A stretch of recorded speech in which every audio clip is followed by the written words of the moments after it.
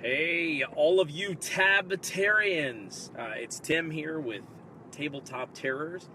This is Daily Damage. Now, this particular episode is at noon, or noon 30. Oh man, I just realized I'm going to get stuck in that school traffic. Should have waited it out. I go to the gym on my lunch, and I have just enough time to work out for like 15 minutes. And on the way back, there is a school zone now that school's back in. Should have left earlier. But today, I'm going to talk a little bit about a couple of questions in the Absolute Tabletop Facebook group. If you're not part of the Absolute Tabletop Facebook group, you absolutely should be, because it's an awesome, positive, energetic community that's fully supportive. And it's just really hard to find that kind of community online. So, I've seen a couple of questions, I think just this morning, in the Absolute Tabletop Facebook group. One of them is, what kind of homebrew do you guys use? So, the first thing I want to say is that I think everyone homebrews a little bit, whether they realize it or not. It doesn't necessarily have to be permanent. But a homebrew can be, you don't know the exact rule, so in the moment, for the rest of the game, you make a choice. But you know what? Go ahead and roll this. That's homebrew. You're homebrewing. More formal homebrewing is obviously when you make a rule change for a more permanent period, whether that's a campaign or, hey, anytime we ever play. So, a couple of popular ones that I've seen, a lot of people homebrew how they handle critical hits, like what kind of damage. A lot of people, well, I don't want to say a lot of people. People that I've gamed with homebrew critical hit damage, and then they'll also homebrew what they consider, I'm trying to think of how to say this, because I don't want to make it sound disparaging. I'll just put it this way. I see a lot of people change little things that they don't like about the game, and that's the homebrew. The thing that's most important to them, some people don't like the way that death saving throws are handled in 5e, so they handle it differently. Basically, I don't see a problem with doing that as long as there's a reason for doing it. That reason might be because you think it's more fun. But to me, I'm going to trust a system. I'm going to trust a system that's been play tested by thousands of people. I'm going to trust the game designers behind it. There's a lot to the inner workings of a system that might not be evident at the surface. Now, I say that out of one side of my mouth.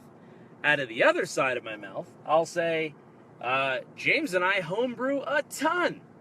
If you look at the Absolute Tabletop supplement, the Copper Jackals, it is a fully homebrewed work that we call a faction class that's designed to augment the 5th edition D&D rules to make it so that you're kind of like a super heroic paramilitary warrior beyond even the normal adventurer. So yeah, I super homebrew Copper Jackals.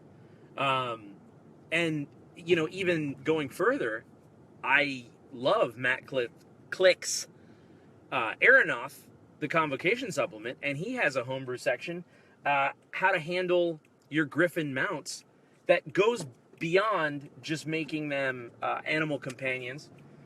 And so, yeah, that's homebrew. So those would probably be the major things that are homebrew in our world, which is the Copper Jackals, and then the Aeronoth rule set.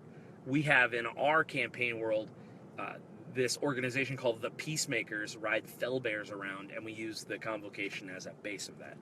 So those would be the things that I would say we homebrew the most. Another question that has come up is, what are some good books to read on dungeon mastering? I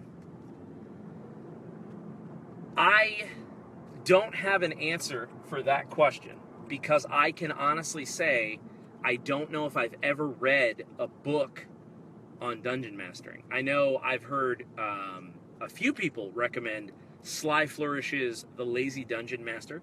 I've seen a few videos on that as well. I have heard, I believe it's the Pathfinder book, The Game Mastery Guide, I believe. I've heard nothing but great things about that because it's system agnostic in a greater degree. You don't have to be playing Pathfinder for it to work for you. So those are two that I've heard very good things about. James, my brother James, has mentioned that the Fate, I think it's the core rulebook, he said it's stellar when it comes to storytelling. Just, outside of learning Fate, it talks about how to tell a good story, which is essentially what we're doing as dungeon masters or game masters. So I want to know, what are your books? What are your suggestions? So I answered with a couple of things that I've never experienced and then flipped it and made it my own question. That also brings up, at Absolute Tabletop, we have definitely talked about someday, somehow, doing a Game Master supplement. Like something on prep, something on, tips and so on. And we jokingly were saying that would actually be a book called Be a Better Game Master. So anyway, all right, I'm at a red light. I can check and see. What's up, Jaron? What's up, Drake? So that is essentially it for today, for this daily damage. We're going to try to do one of these each weekday. Like I said, it's going to be at 1 o'clock, roughly. It's going to be close to 1 o'clock every day. Drake, I know you've mentioned that you definitely want to try to plan for it more. So Wednesdays are going to be different. I'm going to try to be better, but at noon on Wednesdays is when it's going to be. Just because I try to keep a consistent lunch schedule these days, because I was pushing my lunch and I would just forget, I'd get busy, and then it'd be like 3 o'clock and I hadn't eaten. And frankly, that's not great, man. That's not great for your body. It's not great for weight loss. It's not great. So I'm trying to keep myself scheduled and rigorous. What are you up to? What is everyone up to? See, Drake, in my car all day, bro. I'm good. Nice. So yeah, what are you guys up to? What are your answers to these questions? So the first question is, what do you homebrew? What do you find interesting?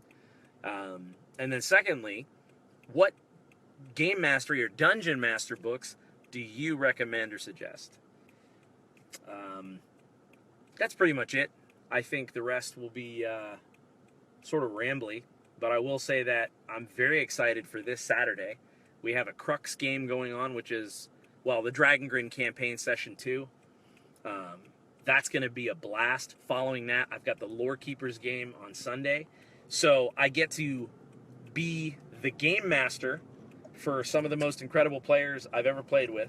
And then I get to be a player the next day, and I cannot wait to play in a Rob Coletta game. So, yeah. It is definitely busier. I should not have come this late. Anyway, now I am literally rambling. Let's see. Drake is an insurance adjuster for the win. Nice, man. That's cool. Do your days go by pretty quickly? Keep an eye out for another good Tab Ternoon. We'll be doing one of those here later in the week. I don't know who's going to be doing it. We haven't decided yet. Maybe we'll push Barker to do it again, since he's been crushing the new revisions on Be a Better Campaign Master Book 1. Man, we were just looking through a proof of that earlier today, and it's looking really good. I don't know exactly how many pages, but there's like an extra several pages of governments now. Just some really cool roll tables with like government plot hooks sorted by government type. And then there's like a list of just 51 governments that you can use. And it's just incredible. Sometimes political stuff in world building can kind of bog you down. It bogs me down because it can get stale. This is going to be a way to make sure that it does not get stale. There are so many options on that to me, it's like you could just say, all right, these two regions that are next to each other. Let me go ahead and roll. Okay, these are the governments I got. Perfect. And already there's conflict. And so I just think it's an incredible addition to the book. It's going to... Ooh, that might push Campaign Master as the highest page count book. I'll have to check on that for Absolute Tabletop. But anyway, thanks for tuning in to this Daily Damage. We'll be back to our 1 o'clock slot tomorrow. But in the meantime, everyone have a phenomenal day. Hope you are inspired. I hope that whatever you're working on is successful. And until next time, may your dice roll high.